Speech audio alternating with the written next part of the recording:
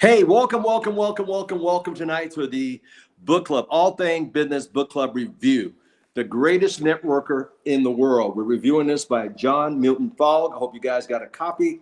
You can always go to ABE Books. That's why I always go get my used books and for a couple of dollars, but the wealth you get is amazing. And I just want to say thank you, everybody from around the world checking in and out there. Miss Lorraine, how you doing in Vegas? Good evening, my fan club. We walk in the morning. I see her walk in the morning, so I just want to give her a shout out. Been missing you last couple of mornings. Anyway, let's go into it. So we got a couple of people on the call tonight that's going to be joining us, and we want to thank you all. But by the way, I've noticed that some of you have really been enjoying this, and we thank you for giving us thumbs up. But we'd be grateful for some of you to hit the like button as well as hit the subscribe button. We greatly appreciate it. And leave a comment. These are great for us. All right, tonight we're going to go into chapter 7, 8, and 9. I'm sorry, 7, 8, and 9. And with us tonight, we have Miss Rutherford. Good morning. Good evening, young lady. How you doing? From Ohio? Doing real good, Mr. Thomas. I hope you are too. Thank you, dear. I love that background. That purple looks good on you. Know, purple stands for royalty. Love it. Well, we also have Kathleen Williams from Sacramento, California. Good evening, Miss Kathleen Williams. Good evening, Mr. Thomas. Thank you for joining us tonight as well. We also have Miss Jackie Black, who is back in, where's she at? She's in Maryland. Ohio. Connecticut. Good evening, Mr. Thomas. Greetings from Connecticut. You women are all over the world, all over the United States. It's hard to keep track with you beautiful women. I mean, my goodness. Got to put my track shoes on. Well, thank you so much out there, Connecticut. And last and certainly not least, let's get on the great Mr. Harrison Mills from Fresno, California. He always got a lot to say. Good evening, sir. How you doing? I'm doing awesome. How are you? Good. You know, you always have the beautiful, warm smile. You're just amazing, young man. Thank you. I'll take it.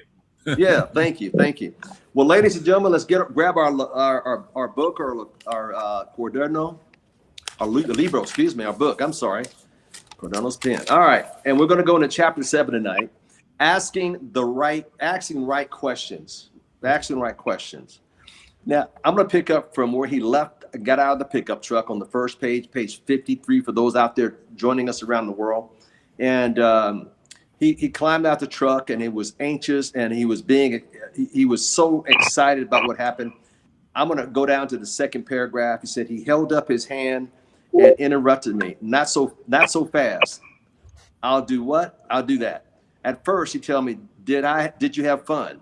Now, first thing he did when he got back from the kids, teaching them and being at the softball game, he asked them, did he have fun? And he said, I sure did, he explained. That's great, he said. Did you learn anything new?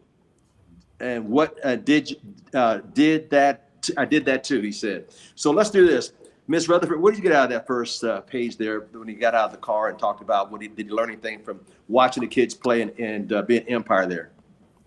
Well, being around children, it is a very valuable lesson, not only for the children, but for you. Mm-hmm. As long as you hold on to a childlike spark, childlike inquisitiveness, and like you just asked the gentleman who is our narrator, Mr. Fogg, did you have fun? That's important because those children certainly did, most likely. Yes, they did. And he also said this was the first practice of the season. So you want to comment on what we talked about there, Miss Williams, as well? Yes, it is the first at the first practice of the season. One of the things the coach did, the greatest networker, is he had the kids come out, and there was he announced them like an announcer would announce them, and just raised them up and honored each child. Mm-hmm. You know, I like that because he made every one of the children feel special. And I don't care if you're in network marketing, real estate business, or even traditional business, we need to make everybody feel special around us. So it's so important. People don't care people don't remember you, but they remember how you make them feel. Very good point. Miss Jackie Black, you want to chime in on that, please? Yes. He gave like a review of what happened today. It's like when you go to school for the first day and you come home and you ask, what did you do? And he's asking, did you, what did you do? What did you like? Because he was involved with the kids as well. So I looked at that as, this is a review time. You participated, And you know I'm going to have questions for you because that's what the network has been doing, asking them questions. Exactly. To figure out what did he learn from watching the children and engaging with the children? What did you pick up? Thank you, dear. That was amazing. Mr. Mills? Love it. So, and just going through all this and what you just said, this was his classroom, and which is one of the oddest thing. This is his classroom with a bunch of kids, and so coming in with a childlike faith and knowing that that same adolescence is still in us, even at the age that we are. We want to be cheered. We want to be acknowledged, even though some people feel like, no, I don't need it. They need it. He's saying, and everyone needs it. It doesn't matter who you are. You want to be acknowledged. So that was a good notion for me. And you just brought up a good point. This classroom was the kids on the field. And I thought about this when I read it. It reminded me of the Karate Kid, where he thought he had to be taught in a classroom style when he was out there washing and waxing Mr. Miyagi's cars until he got in the ring. And he said, "You didn't teach me anything." He says, "Daniel-san, wax on, wax off." Oh my God, I know karate. Very good point. I'm going to flip over to page 54, the next 3 paragraphs down.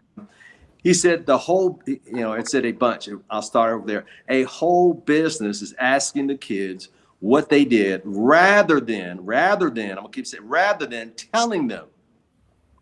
I got a lot from that. I remember my favorite teacher in school, and they were the ones who let me discover things on my own, not just like you were doing today. Wow. And that's so important. Ms. Rutherford, we all had teachers like that. We can even remember back who they were. Ms. Rutherford, you want to comment on that statement? I do remember some of my favorite teachers, and I also remember some of my unfavorite teachers down to this day. And I'll tell you something. When he asked, "Did you have fun?" See, fun is supposed to be for everybody, even though it might be a little precarious. You still should learn something new and have fun. And then, remember the lessons learned. Yeah, there you go. Very good. Having fun, because that's what he wants. And everything should be fun. Every business should be fun. Miss Kathleen Williams, you want to?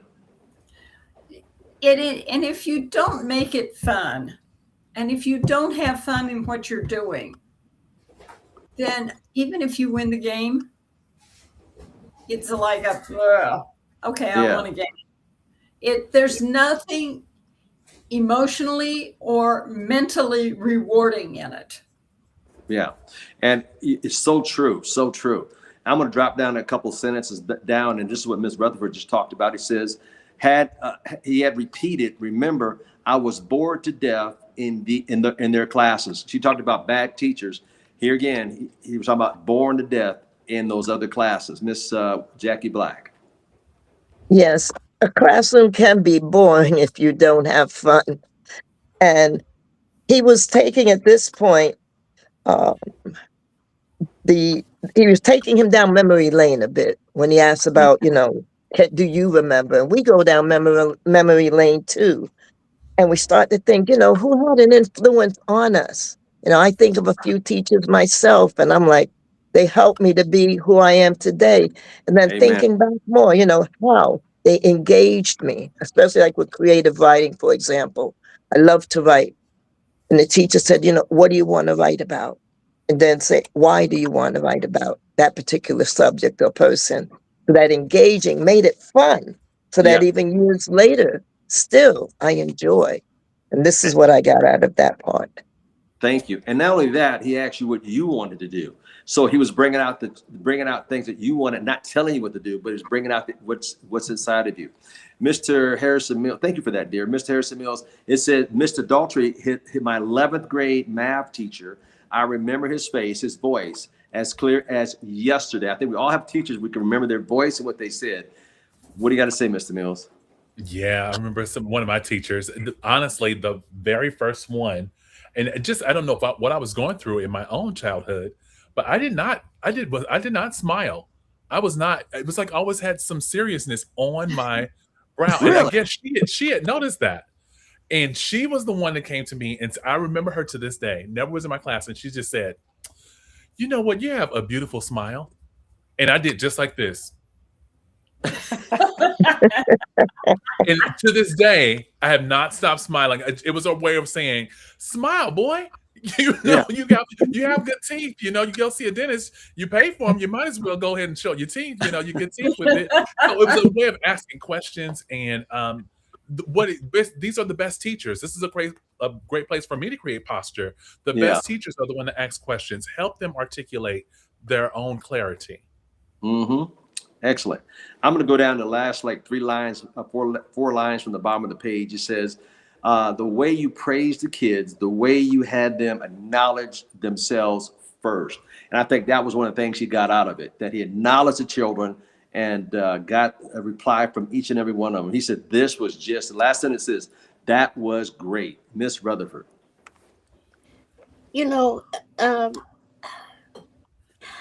I can't say it strongly enough. I don't believe in trophies for participation in sports for children. However, I do believe that they are supposed to know themselves and be able to say who they are and have some pride about who they are. And then, even though, the book mentions that their parents were there, Right. but their parents weren't out on the field with them, weren't out in the exercise with them. So they had to take responsibility for themselves. That's really important because I know some grown people that are forever doing like this. It's them, it's them, it's them, instead of taking responsibility for themselves. So that's what I got out of it. Thank you, And dear. to think for themselves. Yes. I'm going to jump over to page 55. The third paragraph says, yep, Johnny, the way you talked with him was terrific. In other words, he was giving him praise of how you talked to him. It says, thanks. He said, please, he was pleased with the acknowledgement. That's what's so important. We all need that acknowledgement. Even as adults, we need acknowledgement. We need somebody to say, hey, well done, my good and faithful servant. We all need acknowledgement. Miss Williams, you want to jump in on that? And it doesn't happen in life in general. If you work a traditional 9-to-5 W-2, nobody compliments you for what you do or ask telling you did a good job. They're looking for ways to put you down because they're afraid that you will take over their job. Yeah. Ain't that cray? That is amazing. Miss Jackie Black, what do you want to comment on that? Yes, Mr. Thomas. Kids as well as adults remember how you made them feel. And the kids felt good about themselves. What I gather from what we've read, he praised the kids and the way he talked with them, terrific. And just like with us, when someone says, you did a good job, it makes you feel good. Mm-hmm. And that's what I got from that, whether it be a child or whether it be an adult, the way you make them feel. Yeah, there you go. And I'm going to go down a few more, a couple more sentences down. It says, I love it. It says, okay, let's do the play over and see if that works. So in other words, he was training the kids, get to a play. What did you see? And I love how I asked him, what do you think could have been better done? Or you could have did better. What do you think you've been? I mean, I love how he brought that out of the children rather than scold them and tell them what they should do. So what can we do to do it better? Let's do that play again. Mr. Harrison Mills. Coaching. I'm not your parent. I'm not your discipliner. I'm not, it's not my job to, pick out the rod and whack you. It's my job to coach you. That's what he's looking at. And so he put himself in that position to just coach. What can you, let you go through it for a second. And also to help you to examine for yourself when you're away. Now you start to actually create a habit for your own self. You start to do that same thing for yourself. What could I have done better? What would have happened if I do put myself in this scenario? So I loved it.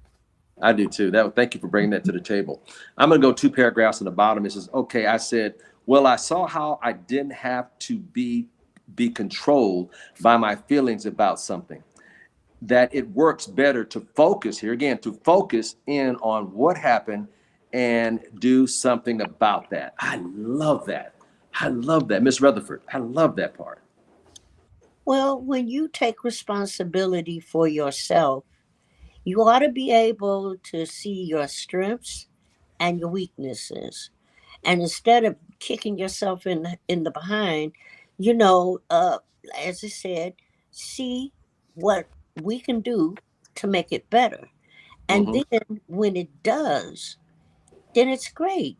And you respect that fact, you acknowledge the fact, and you move on because you've mastered that particular challenge in life. Yep, thank you. That's really excellent. I'm going to read the last paragraph, Ms. Captain Williams. I love how the net remarker was asking him questions in the truck. He said, I looked over at him to see his response. He just looked at the road and said, good. Then I love what he said here. Then he asked, and tell me, what results did you get? Because people don't ask what you have learned out of a situation. As Mr. Harrison Mills pointed out, they were coaching the kids. But even when you're the coach, you can learn something from what happened in the situation. Yep. Especially when you're working with kids. Yep. I always said, one of my sayings, school's never out for the professionals. The day you stop learning is the day you start dying. If you think you know all that, then go visit a library and show you how much you really do not know. Wow. Are you coachable? Ooh, that's a good one. Another Yeah. question. Yeah, are you coachable? That's so true. A lot of people, I'm coachable, and they get in, they're not even coachable. They want to do what I call the Frank Sinatra way, my way. And Frank Sinatra's the only one I know made $1 million off that song. On the page of top of page 56, Miss Jackie Black, he says results. How do you mean? Results, he repeated. What results did you achieve out there today? Go ahead and chime in, Miss Jackie Black. Okay, Mr. Thomas. He wanted to know what John got out of it, okay, when he was out there. And as you read it further down, John was explaining how the young man, whose name was Justin, how he showed him how to hold the ball, to catch the ball, and how to hold it to get a good grasp. And he went in specifics. He said I showed Justin how to hold his hand so that he could catch the ball without it scooting out of his glove. Fingers up. And as he's describing it, Mr. Thomas, I was picturing, I closed my eyes even, was picturing, okay, Wow. fingers up, holding. He went specifics how to do it. And I was like, And he had fun in that, and how the young man, the technique. And just as we appreciative of the technique, don't just say, oh, yes, I did a good job, but he was saying how he did a good job in the explanation of it. That's what I got from there. Wow. That was good, because I love how you said you closed your eyes and you were putting yourself there in that position. That's so important. Folks around the world, that is so important. Sometimes close your eyes and be a part of it.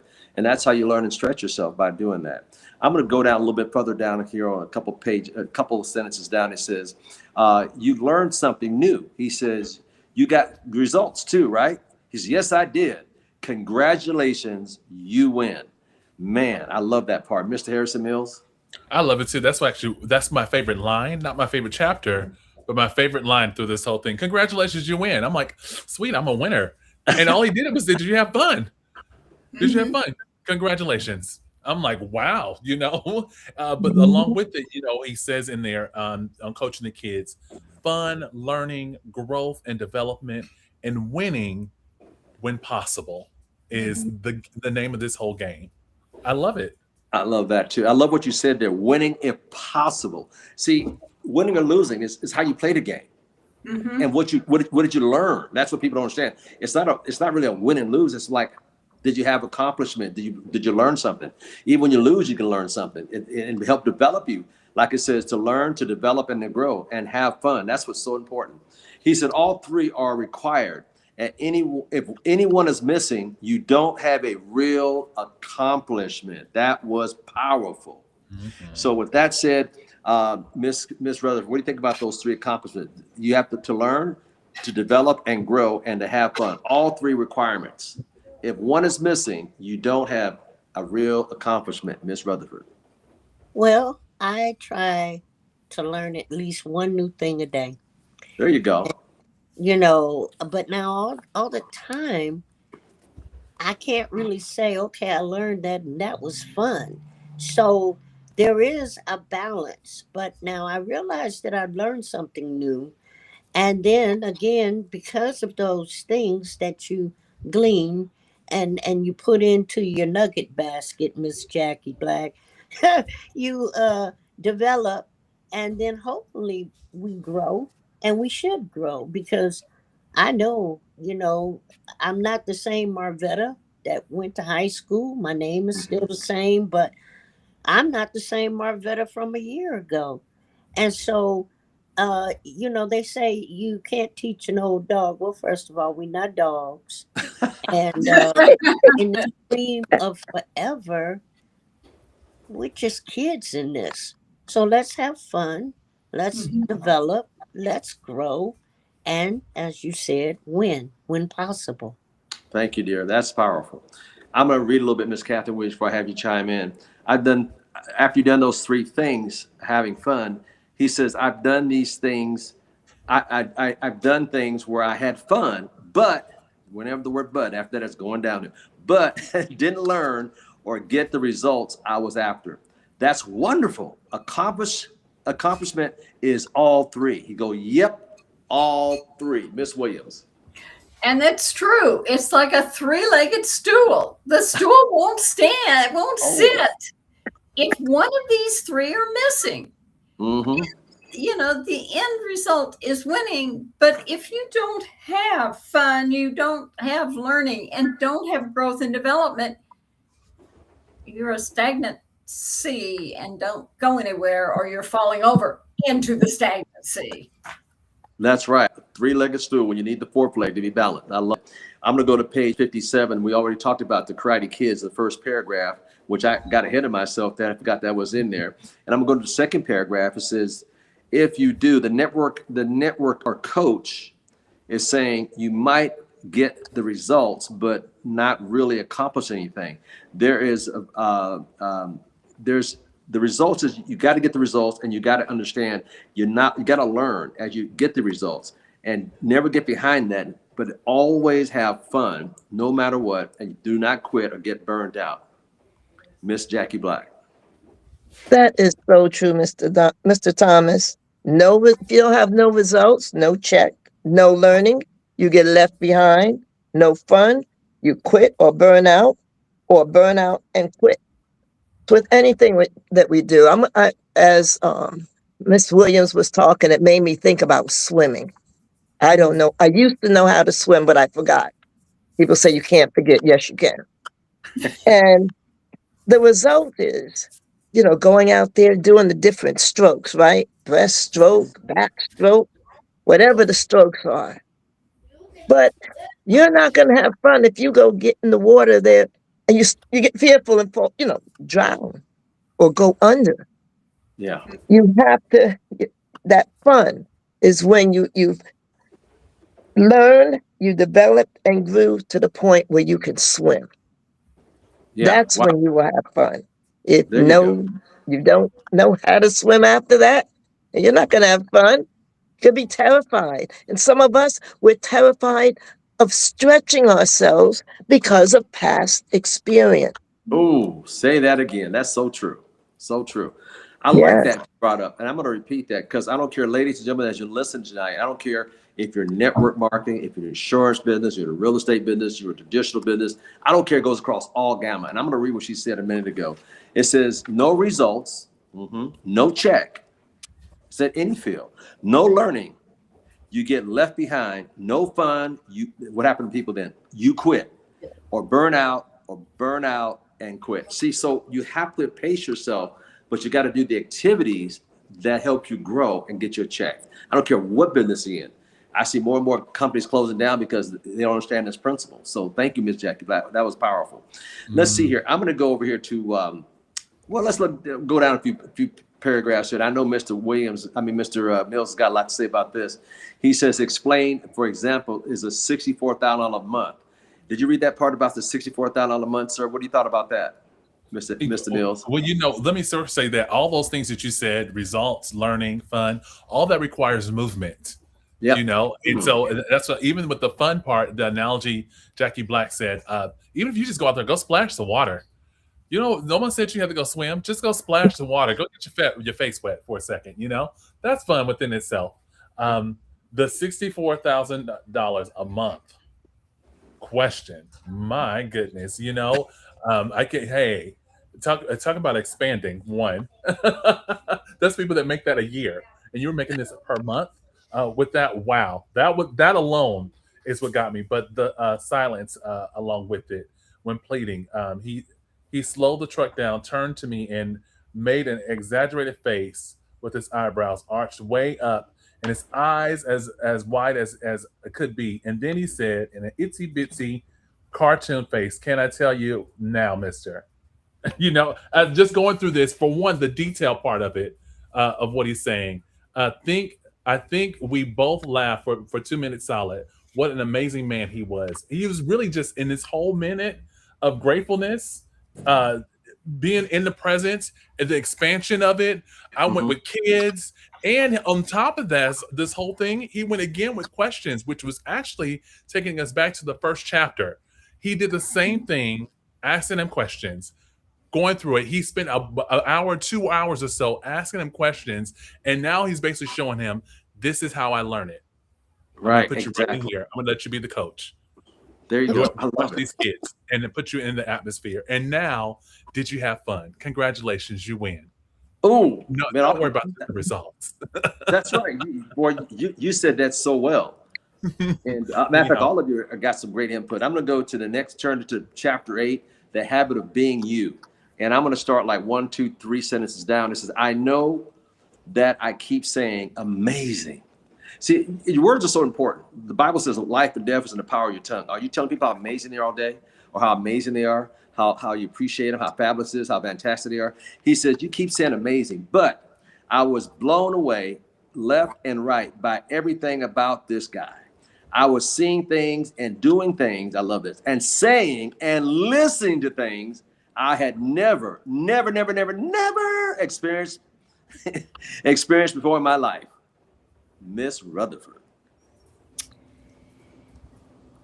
I love doing new things. I really do. I think it's one reason why I moved so often when my kids were small. But I like doing new things. And so this whole book, the whole relationship between the two men, is now getting ready to go into even deeper of a level of understanding and appreciation and admiration and the word amazing. And so I'm getting so much out of this. I really am. And I just want to let the rest of these wonderful folks share with it as well. Thank you, dear. Thank you. You're You know, welcome. he said, it's in it next sentence says, it really was all pretty amazing. And they climbed out of the truck, they went in the house, and he told them, let's go get freshened up and let's take a Japanese bath. Miss Kathleen Williams.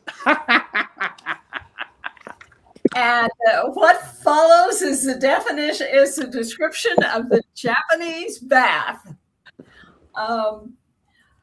And it's taking him and stretching him in ways that he would not stretch himself. Right? True. That's He right. had not stretched himself. He stretched him when he took him out, and he said, we're going to a meeting tomorrow. And yet he showed up with tennis shoes and sweatsuits for him to wear.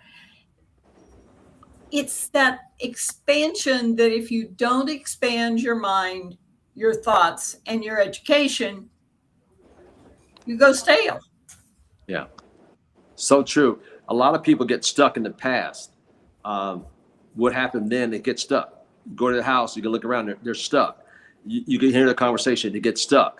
They get stuck on getting stuck on being what they're used to instead of stepping outside the box to learn more and expanding their horizons. And I love this part. Thank you, Miss Williams. That was powerful. Down it says he went out to the gorgeous interior, light and airy with lush plants and fresh cut flowers, which I love in my house as well. And he said the piece of furniture were extraordinary and they were one of a kind antiques. And then he went down, he saw the Monet downstairs. Oh my God, is that original? He said, original, not a copy. And he kept, his mind was been expanded to the the Japanese bath, the flowers, the interior, the plants, the Monet on the wall, and he explained to the Monet. He said with the lily pads and water, and he says, no, I just took books and I read books and started painting and painting, and I painted that. I mean, I love this, Miss Jackie Black. I'm sorry, I'm getting into it.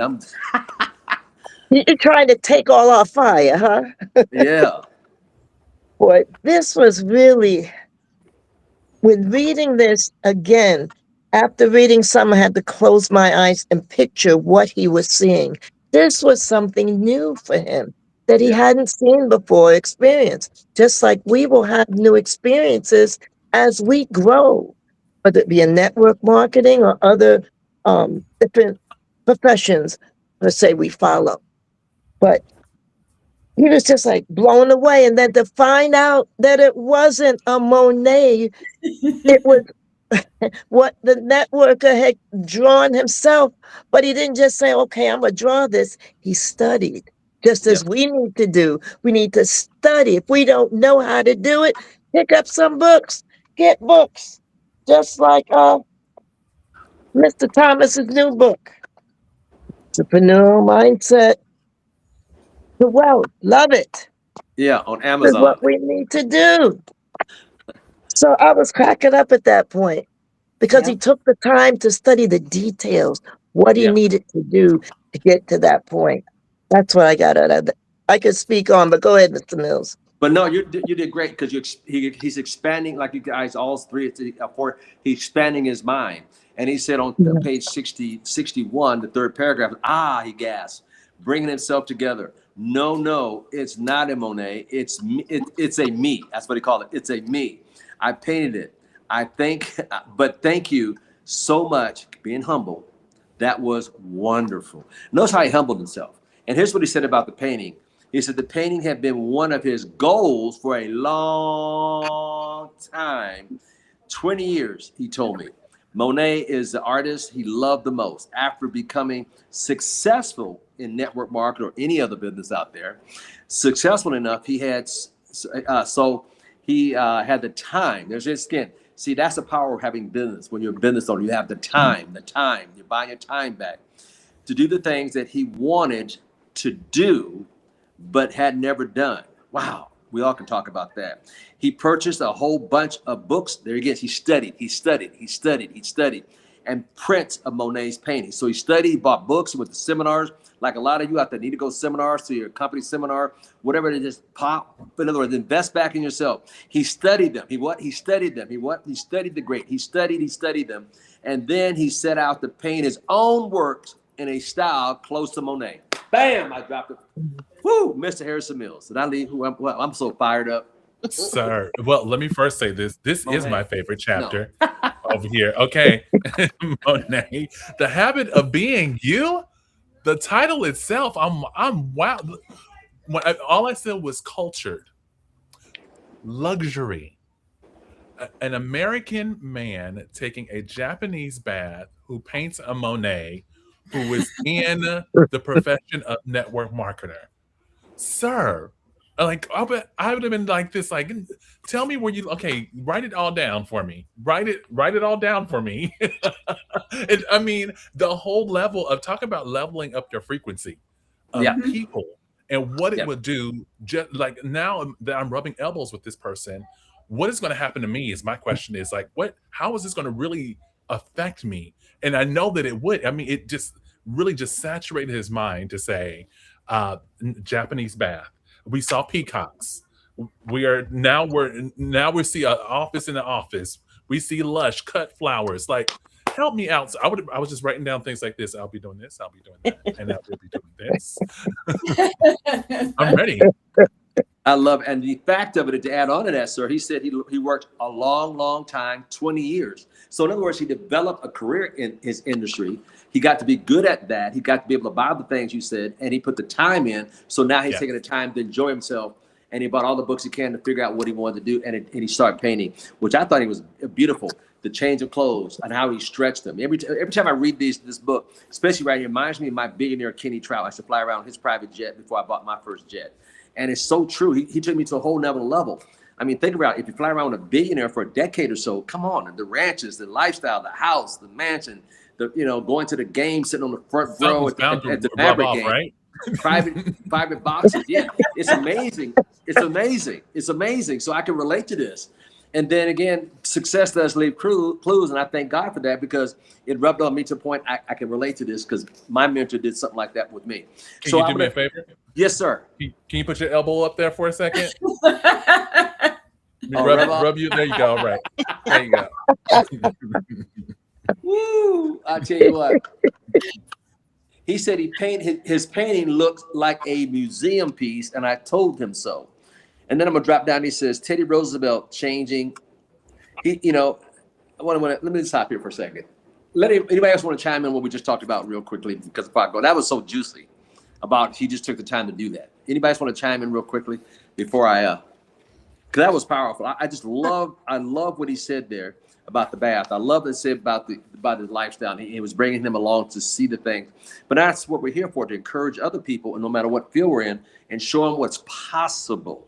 Okay. Well, what's really cool is that he could have been a very private person, especially when it comes to this luxury and this is my life. This is how I could have just honed it in and keep it myself. But even in his profession, it shows this, that, I want to give out more. What's that one thing you can't receive or give when your hand is filled this way? But he opens up to show you, look, here's a life that is definitely something that you can not just dream of, but you can have. It's right at your fingertips. Yeah, if you're willing to go to work and earn it. Another thing about this, he knew he was worthy of his time, worthy to take the time to invest in this man because he saw something about him that stood out maybe from other people because he was, as Les Brown say, he was hungry. Mm-hmm. And he saw his potential. I can't help but think, though, in the very first of the book, the author was ready to quit. And even in that point, the greatest networker saw that greatness in him and decided to shine him up. And I can't help but think of, yes, this man made enough money so that he had not only monetary freedom, he had time freedom, and he had the wisdom to know how to balance it all.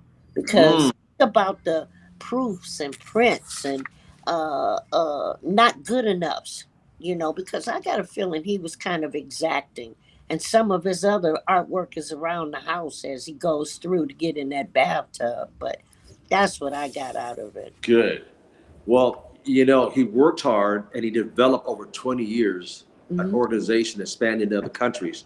And he worked hard. He deserved it. And now he has the time. See, that's one thing about having your own business, especially network marketing, insurance. You can work hard in the beginning and then later start enjoying the luxuries of these things as you build your business or even traditional business.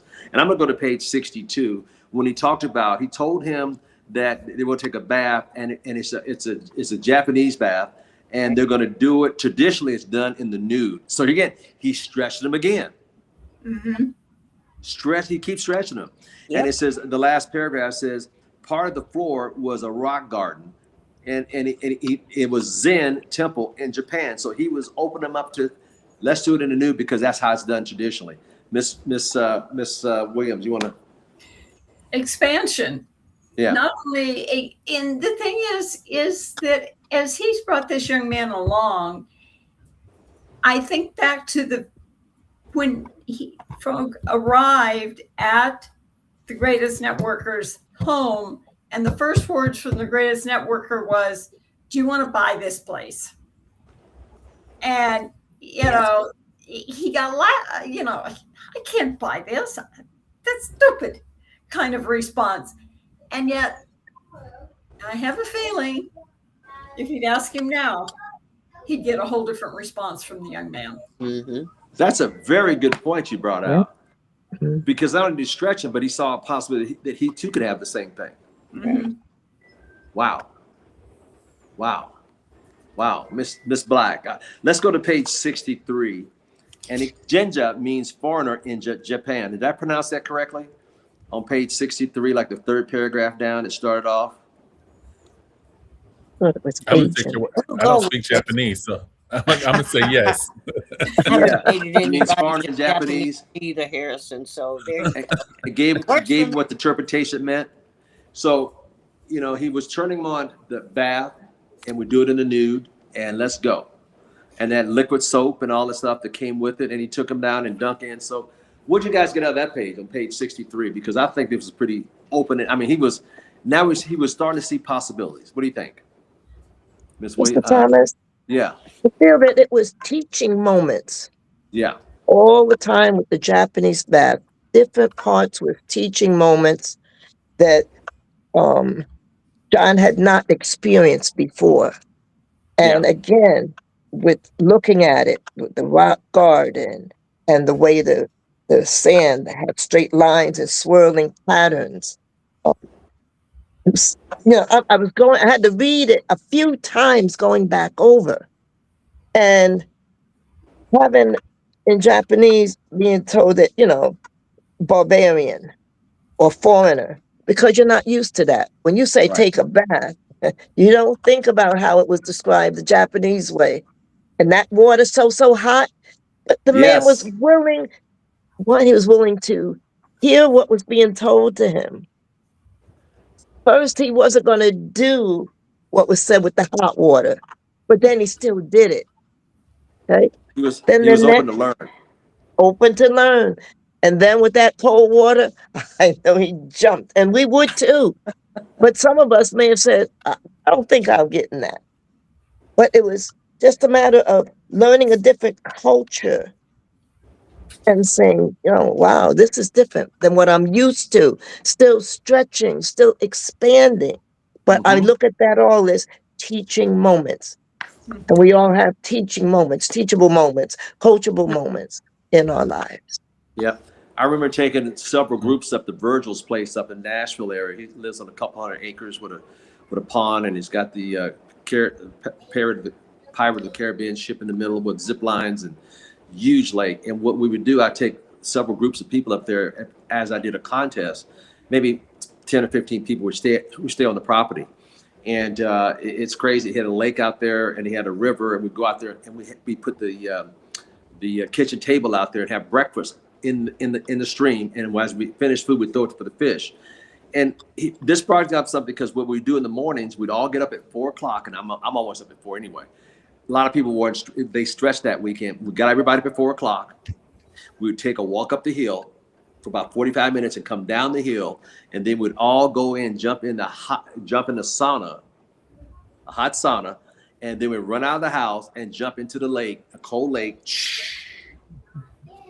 So I could relate to this.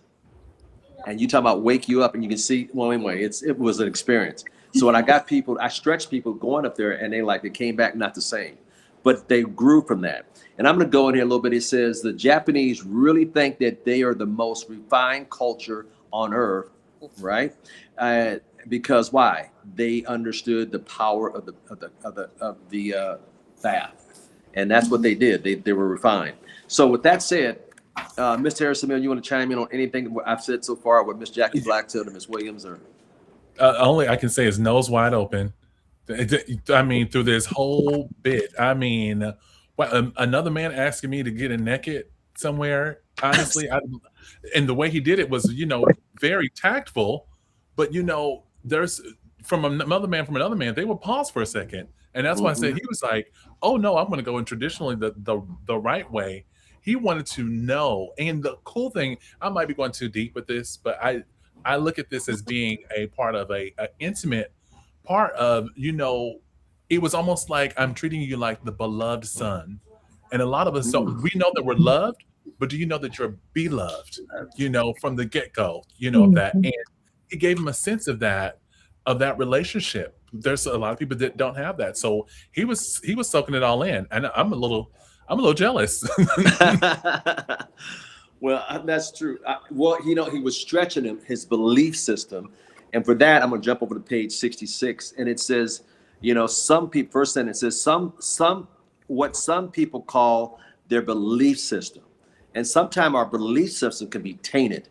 Sometimes our belief system we hold on to. And that's why a lot of people can't grow, because they hold on to what they think is true without exploring and actually expanding their knowledge. And he said, he said, belief system, just because I didn't think people really understood the terms. So it's a different culture. And he was exposing them in more ways than one, not just mentally, spiritually, but let's go into the tub and let's learn something new and expand his way of looking at it. And it says the habits of your thoughts, the habits of our thoughts sometimes hinder us from going to the next level in our business, no matter what it may be.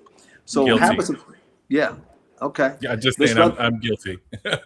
You want to share why you're guilty? And then we'll ask Ms. Rutherford. Well, there's some things that, that are thrown as a kid, once again, going into watching these kids, they're very innocent in that you start going through life, you start to concrete some things that you just have as a belief because life happened to you, know, so you think this is the way of life, and so here he is breaking some of these barriers, saying it doesn't have to be this way. It can be different. It can be that it's almost like I'm challenging your belief. Throughout the whole thing, I'm challenging your belief.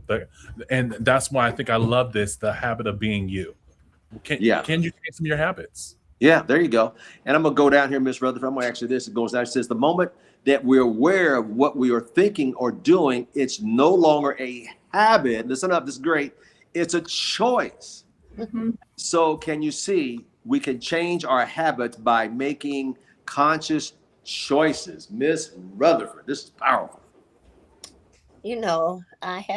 I made a conscious choice yesterday.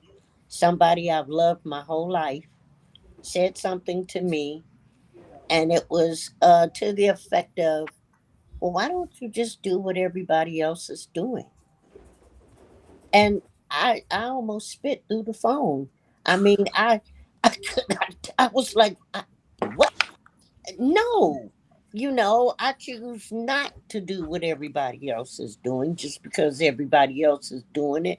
Matter of fact, that might be the whole reason why I won't be doing it. But you see, what happened with John was he was blessed. Even though he was at one of his lowest, stop laughing at me, Mr. Thomas. But I'm not laughing at you. I'm laughing. I'm listening, but I'm also thinking about something. I feel you on that. But he was at his lowest, and the Creator linked him up with somebody to pull him to the highest heights.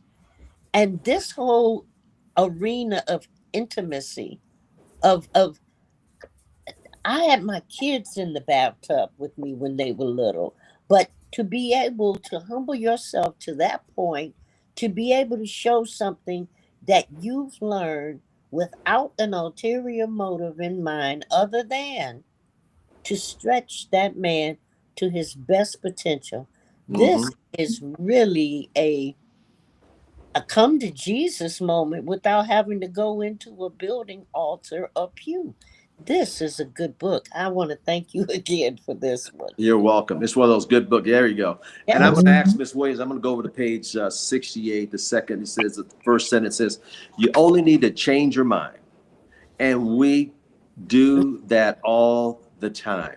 We just have to learn how to do it on purpose. Habits, the next paragraph down, it says habits are beliefs that are created the same way other habits are done as well. Ms. Williams. And habits and beliefs are this. Yes, that's very true. And you can change a habit, you can change a belief because you have that choice. Choice is an important part of life. And if you don't like the habit you've got, add something on the other side that changes the way you look at the situation and change the balance of the scale. There you go. That was my next point. The balance of the scale he's talking about. And a lot of people don't realize they have the habit. They could do that. It's all in your mind. You can switch just like that. He said, if you choose to. And I think after spending time with the network marketer, he's choosing other things and he's choosing new habits and dropping the old ones. And I'm going to go down to the bottom of the page there, the second paragraph. He says, how do you change the habits? He says, replacing it with a new one. Ding, ding, ding, ding, ding, ding, ding, ding, ding. He says, that's how you get original. He says, the answer to the question, you have it.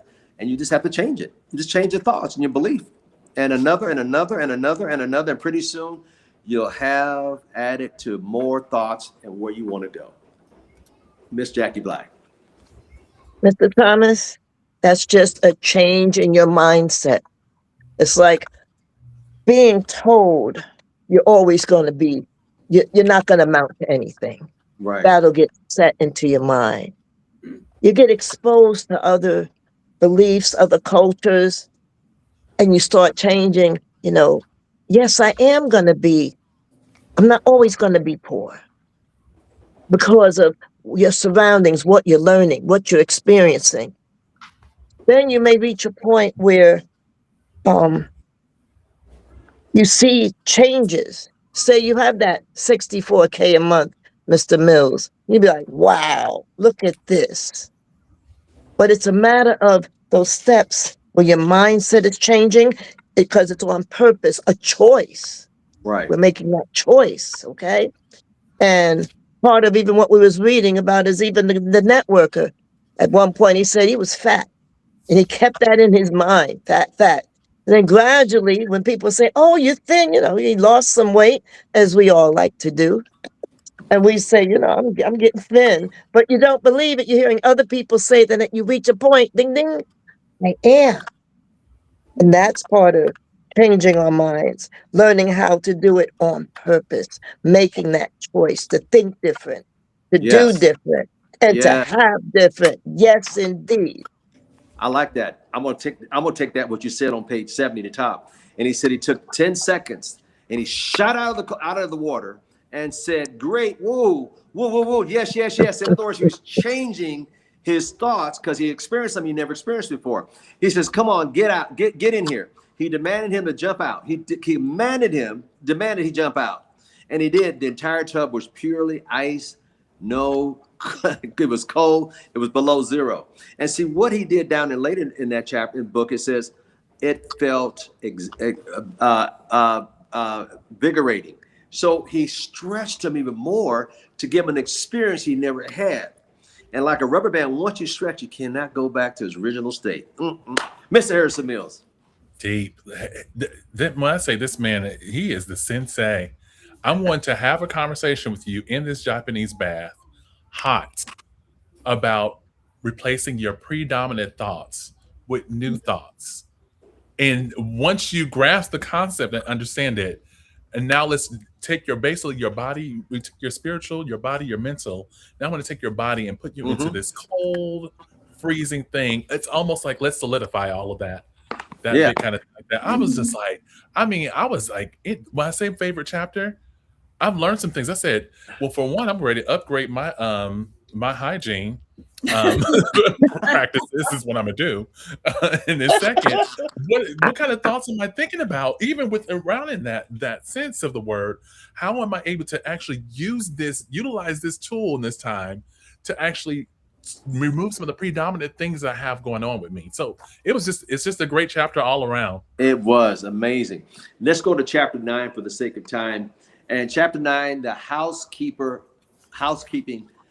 master. This one is amazing. I'm going to drop down the first, second sentences. In their place, there were 2 neatly folded piles of clothes when they came out of the hot tub and the cold water, did the cold plunge. There were once one was my own, which was worn on Friday, now clean to new. So I love this. They even showed him the quality of taking care of their guests by having his clothes clean. I'm beginning to get dressed, and then he started to wear wear some outfits that he put on the Thailand with tropical. Well, I'm sorry, let me just stop here. I love the idea that when he came back, everything was clean and order for him to get ready for the next exercise. Grasshopper. Miss Rutherford. Well, I mean, it wasn't as if he had packed a bag like he was going on vacay, And so it was nice because when he got there, the greatest networker happened to have clothes that could accommodate him so that he could go out on his lesson. And then, to be able to come back and see that his needs had been attended to before. So it was like a good host anticipates everything. I'm gonna jump in. That's a good point. Think about this. Do you think A, he's done this before and had extra clothes for a lot of other people have done this with, or B, this was unusual? What do y'all think? A or B? A. Hey, Yeah, yeah. Yeah. He's He's done probably it close- That's a multiple good times. for He's done it many times. Mr. Thomas. You have created 21 millionaires. You've done some of the same things the same way. Mhm. And so when you tell us, I'm not telling you anything that I've not done. Mhm. This man Yeah. could say that too. And you'll Exactly. get to know and understand exactly how deeply that goes into his household and his daily life. hmm Not only that, but on bottom of page 72, his wife Rachel came in. That's his wife, and Komodo, the lady who took care of us. Komodo was was Japanese also. And then on page 73, it says she was a difficult woman, and when she says something, she's very serious.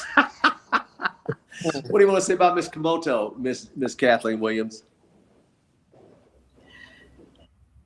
She is the kind of woman who knows what she wants and is going after it. Kind of like you. Thank you. Whether it is in a environment that is male and female, or whether it's a female and an all male or a male and an all female. And she was obviously in a situation, especially in that culture, where she was a dominant female in an all male culture. Yep. Mm-hmm. And I love how she described him, the network marketer, in the third paragraph, a man of many tastes and talents. Mm-hmm. And that's how I describe, a person, she described him, the network marketer, with many talents and many tastes. And then she went on to talk about where she came from a little bit. I'm gonna flip on the page 74. I turned to see a small Japanese woman with extra long straight black hair, back with a ponytail, dressed in a bright, colorful, warm suit, no less, bowed to me, her hands on her thighs. So he described her, who she was as a woman, and she leaned forward and smiled. And 35 minutes of conversation, they're online. And I mean, it's just amazing the conversation he had with her when he first met her. You want to comment on that, Miss Jackie Black? yes, the conversation when he first met her, to me, it seemed intriguing. And it was like she was paying attention to him, the type of person that he was. And later on, you'll see how, and it reminded me of something you had shared with us about how you waited. There was someone you wanted to see, and you had said that to others, and you waited till everyone left. I know I'm going ahead some, but That's it's okay. just That's right okay. here. And she waited till everyone had left. And then she asked him, basically, what can I do for you? And it's like yourself when you wanted to see Peter Daniels. Mr. Daniels, how you waited and how you presented yourself with the bow tie. And what could you do to be of service to him? And this was how this woman was. Could she do to be of service to him? And she's still with him from that Right. day. And we learn how, when you treat someone in a certain manner and they're not treated like that all the time, and you don't know the blessings that come back to you later on. Mm-hmm. And that's Well, what it made me think of you, Mr. Thomas, well, thank you, and dear. the Bless story you. you shared. Yes. Yeah. Well, the Japanese culture is that way. I remember they wanted me to come to Japan for many, many, many years. And when they finally said, the guy said, okay, it's time to come. It's time for you to come. They took me over to first class on Japanese Air. I was there for 4 days, 5 days, and they first class everything. I mean, the hotels, they wouldn't let me buy any food.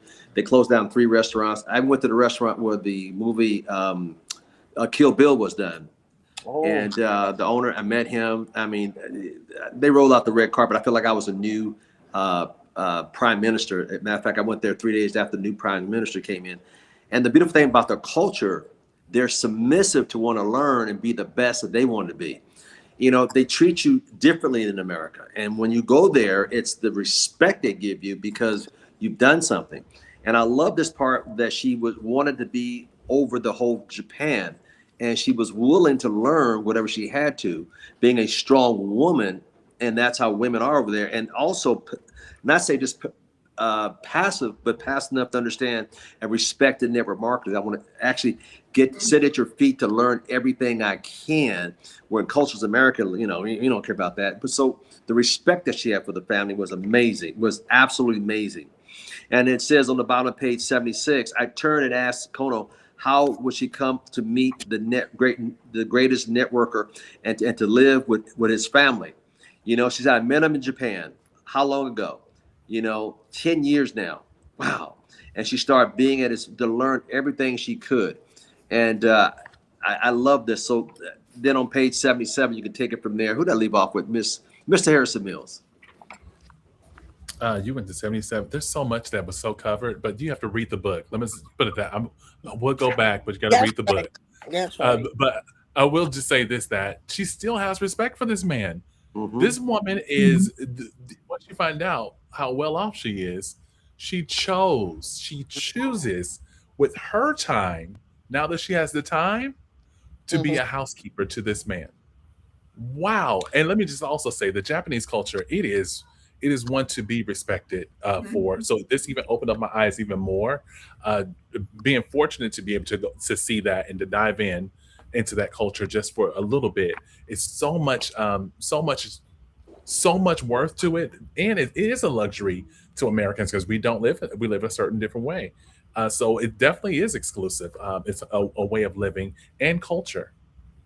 Yeah. She got so good that she override all of Japan. And she went to work to build a big organization in Japan, and then come to the United States to be humble enough to be their housekeeper, to keep learning, but to say that's what we're gradually giving back, to say thank you so much. There's so many nuggets in here. For the sake of time, I'm just kind of popping through a few things. On page 78, she was at the meeting and she met him and she wanted to wait and hear what she had to say. And thank you for bringing that up, Miss Jackie Black. And she wanted to know. She wanted to be the number one. On page 79, the third paragraph, was a number of high-powered businessmen there. Each one wanted to be in charge of Japan for the network marketer, but he chose her. He chose her. This is powerful, and I just want to go in this a little bit more and just share. Miss Rutherford, go ahead. You want to share a little bit? Well, you know, as Harrison said, our viewers have to go get this book because it's layered with so many good layers and so many intricate details. But you're right, Mr. Thomas. In that culture, there were a lot of men with the machismo who thought that they were going to be in charge of everything in that country.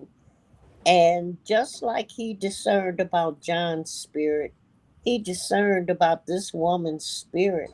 See, for her to go to an Ivy League school like Yale, elect to get through all of that student loans, however she did it, and come back and be in that position, tells me that she was versatile and she didn't let all that programming get to her head. See, right. And so she wasn't haughty. She just came in with the grace that she had.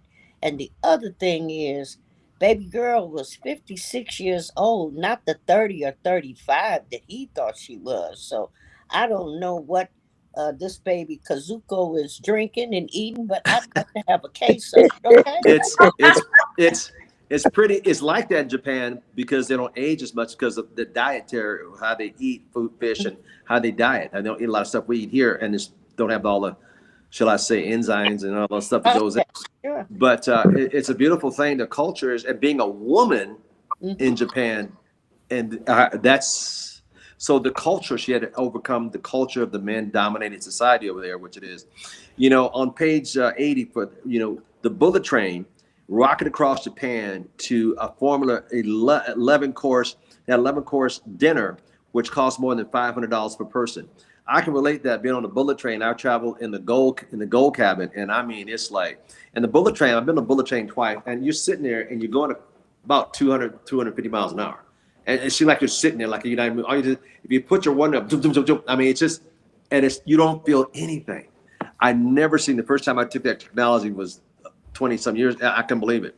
So it was amazing to see her rise to the ranks and be this dynamite woman. So with that, for the sake of time, let's do this. Let's do a little round robin cast.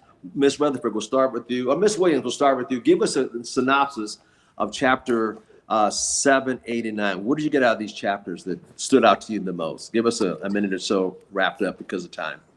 The thing that stood out to me the most is the fact that not only was John being stretched by the greatest networker, but now he is in chapter 9 is being exposed to the greatest networker's housekeeper, and he's seeing the same pattern that the greatest greatest networker said to John. He had already said to his Japanese housekeeper. She got the house in Japan that he had walked by. They'd walked by. She said, I just love that house. I want that. And she now has it. Yep, she went for it. And here again, ladies and gentlemen from around the world, all the money is at your fingertips. All you have to do is go earn it. There's nothing stopping you but who? You. Miss Jackie Black, please. Well, with the 3 chapters, asking right questions, the habit of being you, housekeeper, master.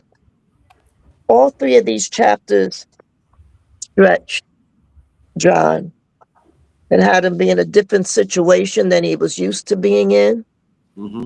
And as Miss Williams was saying, even with the housekeeper, different type of housekeeper, different culture, but still stretching him with that have, be, do that was running throughout these 3 chapters as well. Oh, I love that. How, be, do. I love it. I love it. I love it. Mr. Harrison Mills. I'm going to start off with a question, just as he did. This is me creating a new habit. Who are you? Who do I want to be remembered for? Right. Bold decisions or badly timed hesitations? Which one would I like? And it looks like this man made some bold decisions, and he just jumped, nose wide open, new cultures, being coached in a different classroom, 11-course meals, all these different things he's learning from different things. And this is what I would love to be remembered for, bold decisions. And remember now, thank you, sir, we all have choices. Mm-hmm. We could change just like that once you make that decision. Who did I not get to sum up? Ms. Rutherford, give us your last. I couldn't help but think that through all of this, John had a great wife, because he talked to her one time at the beginning of the book, and she said, honey, I'm so glad that you're having a good time. Now, she could have been online talking about, my husband been missing for 3 days. Have you seen him? She could have been one of these insecure people. But the opportunity that has presented itself to Mr. Fogg when he was about to quit. I know we've all seen these posters that says, when you quit, you that close to the gold and whatnot. Well, isn't he glad that he hung around and took that Japanese bath? I'll tell you what, I don't know if I don't know, maybe, yeah, I'll do it. What the heck? But I tell you what, I've enjoyed being stretched, Mr. Thomas. I really have. Yeah. Thank you. You brought up a very good point, which I didn't pick up. His wife, number one, she was secure as a woman. Mm-hmm. She knew her man. Mm-hmm. She knew that he wanted to fight for the family. He did never marketing, and he was struggling. And she saw that he was with one of the most powerful guys in the city and maybe the state. And she had to prove that, because she knew that by letting him invest in her husband, the benefits would come back to the family. Sure. And it takes a strong woman. See, what I love about a woman like that, that's a strong woman. That's what I call a Proverbs 31 chapter woman. She knew the value of her man and knew what she was about. Mm-hmm. And they're very, I love to see a woman like that. And, it has to happen. But a lot of men get held back by their other half, by the isms, schisms, and their insecurities. But that was a woman that's a strong woman right there. And I like that because she knew he was getting educated. He was getting motivated. He was getting elevated. He was getting a new, I can do it. And not only that, as Martin Luther King said, he looked over the mountaintop and saw the other side and what he could have. My God, my God. Thank you for bringing that. Boy, you got me going over here. Woo! That's a heck of a woman, boy. I tell you what. Ladies and gentlemen from around the world, I want to thank Ms. Rutherford for being on the call tonight, Ms. Kathleen Williams, Ms. Jackie Black, Mr. Harrison Mills. We know that you guys got a blessing on tonight. And I would share this video with several people. And I said, please leave a comment, hit the subscribe button if you have not subscribed to the channel, and also hit the bell notification. And I tell you what, we'll be back with chapter 10, 11, and 12 next week. Thank you so much. Oh, everybody got their book. Show it. Everybody can. God bless you all. Thank you so much for joining us tonight. Look at all this. And don't forget my book that just came out on Amazon. Who got a copy of it? Grab that. You got that? Show that real quick. And go to Amazon and get my book, The Entrepreneur Mindset to Wealth. Mine is over there, and I don't want to move from here. With that said, thank you so much for joining us tonight. God bless, and we'll see you next week. Take care. Goodbye. Thank you, Mr. Good night. Thank you, Mr.